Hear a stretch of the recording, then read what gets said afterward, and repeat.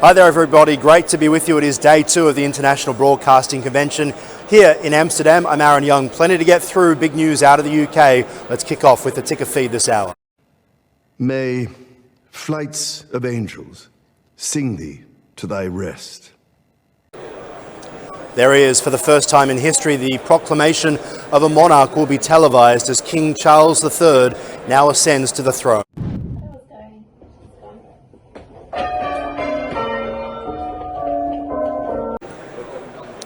Today, paying tribute, bells ring out and a gun salute across the UK and around the globe as the world pays tribute to Queen Elizabeth. Will it now be a slimmer, smaller monarchy? That's the message as the new king charts a course for a modern palace. Don't bring Meghan, the new king's directive to his son Harry on the day the family gathered to farewell the Queen at Balmoral. And in other news this hour, as you can see, we are live at the International Broadcasting Convention and we get a behind-the-scenes peek with all the action here at Ticker News.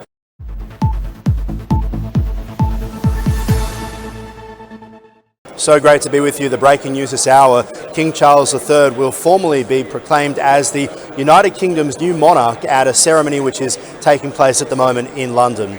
It's been happening over the past half hour. It will be the first time in history. The ancient ceremony, though, will be televised live. The Accession Council will assemble without Charles at first at the State Apartments of St James's Palace in London. The council is made up of senior cabinet ministers, judges and leaders in the Church of England. Following that, Charles will then hold his first Privy Council as the King. It's expected he'll make a personal declaration about the death of the Queen and take an oath to preserve the Church of Scotland. A public proclamation announcing him as the new sovereign will then be made with a fanfare of trumpeters. The new king has paid tribute to his late mother in a speech, his first speech as the monarch to the British people.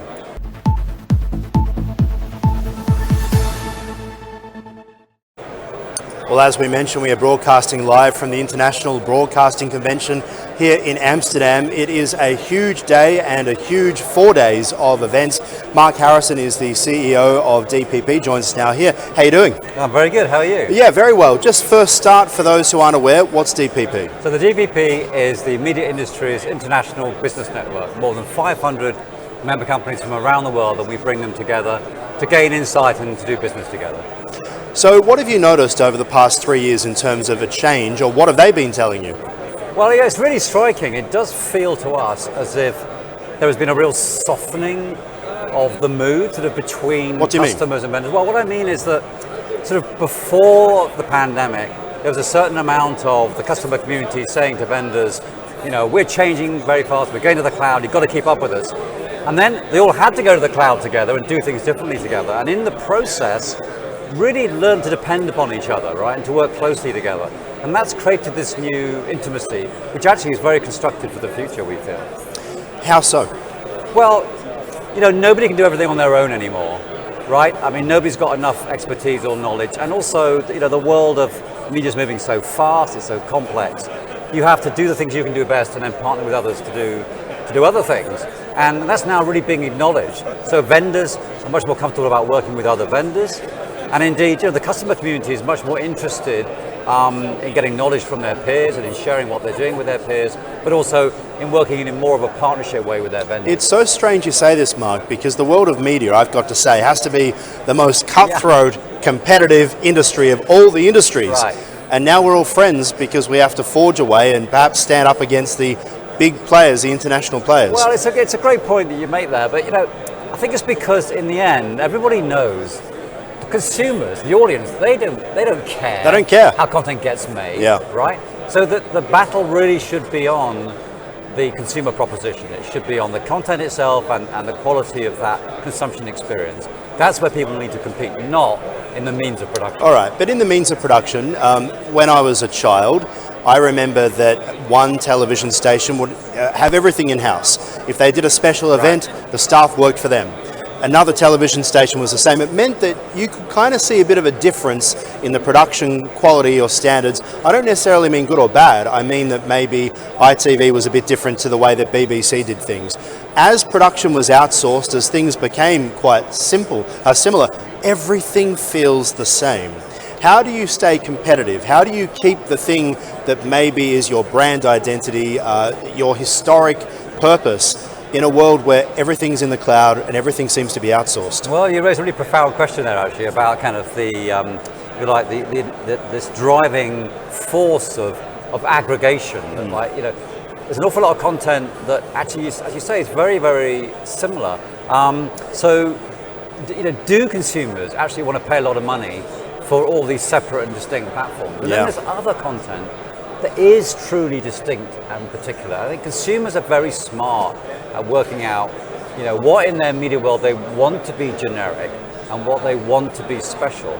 Now, the difficult thing for all the media organizations is to work out exactly which space they should be playing in. It's a nightmare. And how much they can afford to own themselves and how much they need to just work with others. Well, once upon a time, a media organisation might be a free-to-air television network that had a huge advertising revenue, the rivers of gold, and now so much of that money has transitioned from television free-to-air advertising across to either FAST platforms or YouTube, for example, and those sorts of platforms. You have to maintain the quality, though, when you're on YouTube, up against what could be some teenager in their bedroom with a camera with millions of views and making as much revenue as your production. How do you deal with that? Yeah, well, you just put your finger on the great paradox, actually, which is that, all good media companies want to be where their audience is, but where their audience is isn't where the money is. No. Right? So if they can maintain more control of their own platforms, then actually they can drive more revenue. That balance is still in favor of a good amount of ownership, right? Because the revenues that you get are still much, much better than in the fully digital world. The question is how long that's going to go on. And that's the issue. I mean, we can't all have our own version of Netflix. We can't all be subscription-based platforms because the audience, they're just going to go for the bigger content. That's right. And Amazon can spend $50 million on one episode these days, which is global, and they can do so because they're global. How do local broadcasters, do you think, how do local media companies deal with maintaining what made them special, like creating local production, and having local voices in a world where it seems to be the greatest content sells? Well, my personal view on this is that, as in so many things in life, actually, the two extremes can thrive. I think the kind of technology that's at the show and is being used here by TinckerList shows how you can do incredible things remarkably cheaply and at very good quality. And then, of course, you can do incredible things very expensively at very high quality. That middle ground starts to fall away. And I think that those who work in that space, both from a technology point of view and from a content point of view, they're the ones that need to worry most. My theory, and I'm interested if you agree, is the thing that sets you apart if you're a broadcaster working, putting your content on a YouTube platform, or you're a YouTuber putting your content on a YouTube platform, is for those broadcasters, it's maintaining the level of quality. So as you mentioned, projects like TinckerList mean that broadcasters like myself no longer need to have 20 people in a control room, but the product still looks as professional as if we do, which means we can bring what was good about the old way of doing television into the new world, and I guess to be able to compete. Is it about bringing those rules across, the things that we learned when we were younger about making sure that everything, it was audience first, that you were understanding, that you were safe, that you had editors, making sure you weren't just saying anything? Is that the way to do it? Yes, and very much so in news in particular. However, we have to be careful not to be patronizing about this, because the drive towards quality happens at sort of both ends, if you like. So, those young kids who started a YouTube channel, maybe on their iPhone, they're now, if they're successful, starting to run really professional. And it looks really good. Really, really good professional operations. And do you know what? They often have a better understanding of technology and of the kit they're using than those who maybe have been in the industry for longer. And also the algorithms, right? So YouTube, for example, the turn-off point and understanding where the audience left, that's not something that most TV companies have really had to think about. No, and TV producers tend to really struggle with. So, they're often fixated with their own piece of content for its own sake. Whereas somebody who's come to making content in a social realm, from the very beginning, is trying to build an audience. They understand what it means to try and build an audience. They're not proud about that. They don't mind the idea that maybe they have to tweak some things to get a bigger audience. All right, so the past 5 years was all about the cloud and working together. What trends are you seeing for the next 5? Well, that's a great question. That's why we're all here. And I think, do you know, in a weird way, I think we're going to see a slight recalibration. Yes, the cloud will still be important, but I mean more in terms of the kind of content that people are consuming and some of the kind of key values. Again, I think we're actually going to see more emphasis once more upon making really good content really well. And there's sort of many of those broadcast values, again, both from a technology point of view and from a content point of view, are going to come back to the fore. Because what we're seeing is consumers still like a lot about the kind of linear world. They just don't necessarily want to consume it in the old-fashioned linear, over a stick kind of way. So they want to know it's there, but they don't necessarily want it. They don't want to have to make all the decisions, right? Yeah. And so that means there's still a huge amount of opportunity around curated content. Beyond 5 years, to my mind, the big thing is that consumers eventually are going to have to be able to get to everything they could possibly like much more easily. Much as is the case with music, for instance.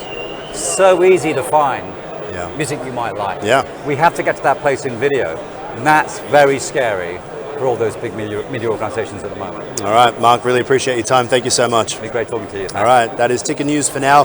More at tickernews.com. Ahron Young. I hope to see you soon.